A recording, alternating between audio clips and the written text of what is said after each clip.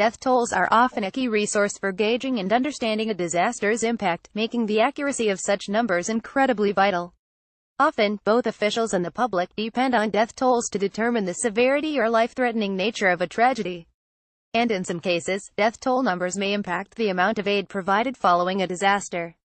But is the death toll in Puerto Rico being underreported following Hurricane Maria? Some media outlets and congressional lawmakers fear the government is downplaying the numbers. While the death toll in Puerto Rico following Hurricane Maria had stalled at 16 for weeks, Secretary of Public Security Hector Pesquera announced Saturday it had since risen to 48. However, according to a separate analysis conducted by Vox, the death toll in Puerto Rico is likely much higher than officials are letting on. In analyzing English and Spanish news coming out of Puerto Rico since Hurricane Maria devastated the unincorporated U.S. territory on September 20, Vox found that more than 530 deaths were reported, 81 of which were found to be either a direct or indirect result of the hurricane and confirmed by either the government or by local public officials or funeral directors. In the other 450 deaths uncovered, the cause of death was reportedly unknown. According to Vox reporter Eliza Barkley, President Donald Trump and his administration have emphasized the relatively low death toll reported in Puerto Rico following Hurricane Maria as a means of attempting to minimize the severity of the situation. Additionally, Vox also found reports of at least 69 people missing in the wake of the deadly storm. Moreover, CNN has reported that a spokeswoman for Puerto Rico's Department of Public Safety confirmed Thursday that at least 113 people were still unaccounted for. Concerned about the potential inaccuracy of Puerto Rico's death toll, congressional lawmakers Reps. Nydia Velázquez and Benny Thompson have asked the Department of Homeland Security to review the numbers as well as the methodology behind them. We are writing with profound concern that Puerto Rico's official death toll is being woefully underreported, the pair's letter to Acting Department of Homeland Security Secretary Elaine C. Duke begins. Despite statements from the administration praising the response efforts by federal officials, accounts from individuals on the ground and media reports suggest casualty counts are much higher than being officially reported and are therefore distorting the grim realities facing the island.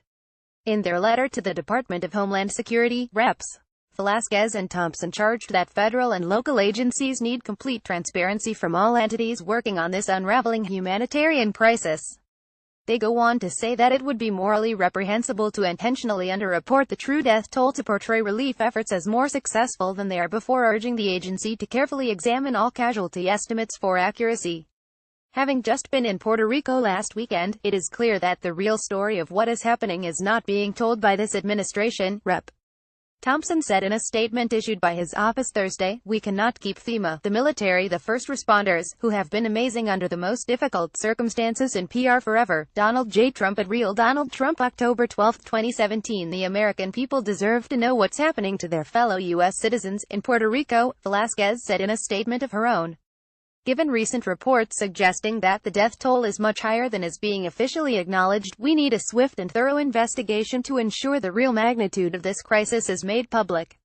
Neither Thompson or Velázquez immediately responded to Bussel's request for a comment. Trump has faced heavy criticism for his response to Puerto Rico in the weeks following Maria's landfall as a nearly Category 5 hurricane. Recently, he appeared to imply he might soon withdraw federal aid to Puerto Rico, tweeting, "We cannot keep FEMA, the military, the first responders, who have been amazing under the most difficult circumstances in Puerto Rico forever." In another controversial moment a few weeks earlier, Trump accused Puerto Ricans of wanting everything to be done for them. Maria made landfall in Puerto Rico on September 20, leaving widespread and catastrophic devastation in her wake. Although it has been more than 3 weeks since the storm, roughly 85% of the island is still without power, according to government officials.